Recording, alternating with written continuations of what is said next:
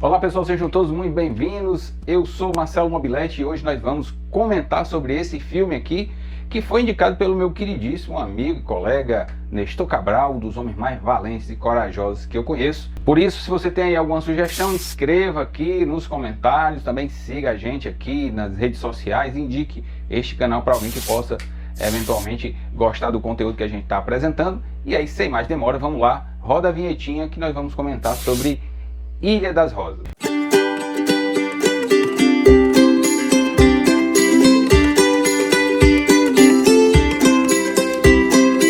A incrível história da Ilha das Rosas é de fato a reprodução de um acontecimento real absolutamente incrível. Esse filme, que é de 2020, está disponível lá na Netflix, narra um acontecimento havido ali na década de 1960 que, se não fosse real, muita gente diria que era uma história inverossímil, absolutamente fantástica. Por isso o título faz jus aí ao que aconteceu. Ma il mondo non è tutto tuo, ricordatelo bene che non l'hai costruito te come la macchina. Allora forse dovrei Fare cosa? costruire un mondo tutto mio.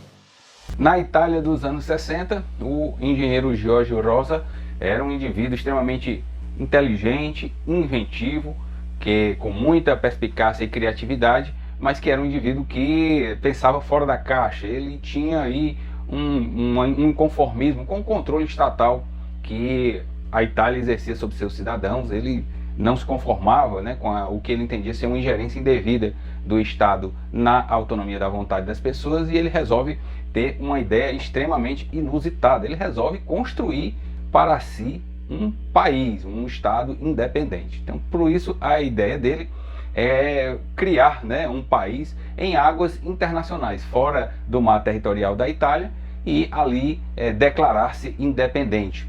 E essa ideia, que aparentemente era absurda e sem condição de viabilidade, acaba se tornando real. Ele consegue, logo após o fim do mar territorial da Itália, já em águas internacionais, construir uma espécie de plataforma, né, que, estando aí fora da jurisdição italiana, ele resolve declarar-se independente. E o filme retrata justamente os esforços dele para construir esta plataforma que abrigará um Estado soberano, né, com toda a inventividade que o Giorgio Rosa tem para executar esse plano em alto mar, né? E ele, inclusive, adota técnicas revolucionárias para construir essa plataforma, constrói essa plataforma com recursos próprios e ali se declara independente, levando essa independência às últimas consequências, né? Ele adota símbolos próprios, bandeira, idioma próprio, passa a emitir passaporte e se declara absolutamente independente da Itália.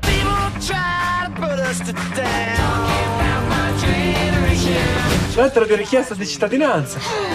Essa situação leva a uma questão de perplexidade que provoca uma reação forte do governo italiano àquela situação, em parte porque foi pressionada pela igreja, que via na permissividade, né? Os jovens passaram a frequentar aquela ilha onde tudo era permitido, tudo estava fora do alcance do Estado, até uma certa liberação sexual, enfim, o consumo de bebida, e a República Italiana resolve reagir a essa iniciativa.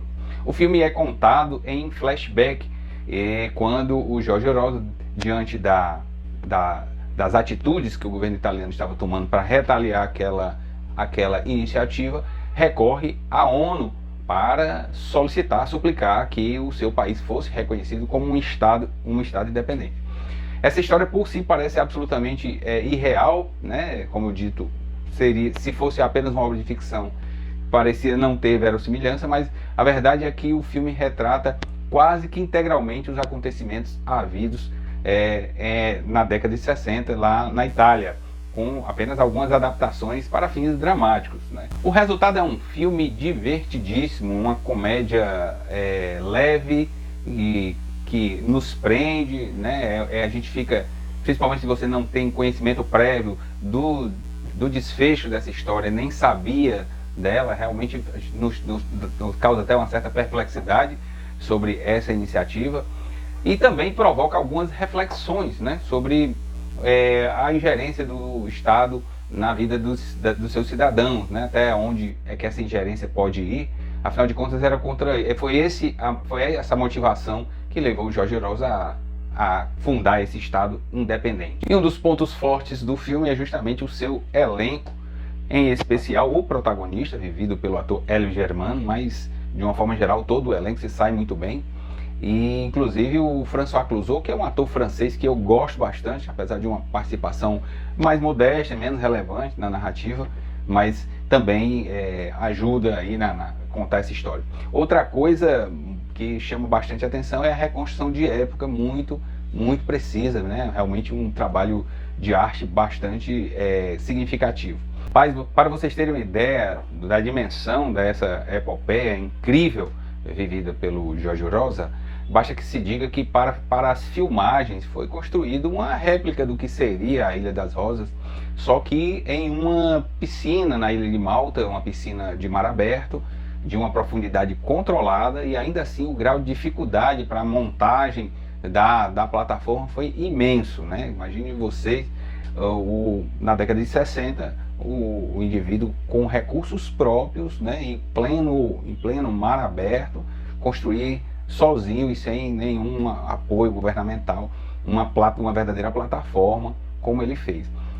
Também outra curiosidade é que alguns dos inventos que esse engenheiro, né, desenvolveu para poder viabilizar o seu projeto acabaram patenteados por ele, né, são tanto quanto revolucionários e são inclusive empregados na engenharia civil até hoje. Se você não sabe o desfecho da história, eu recomendo que você assista o filme sem fazer nenhum tipo de pesquisa para não estragar sua experiência.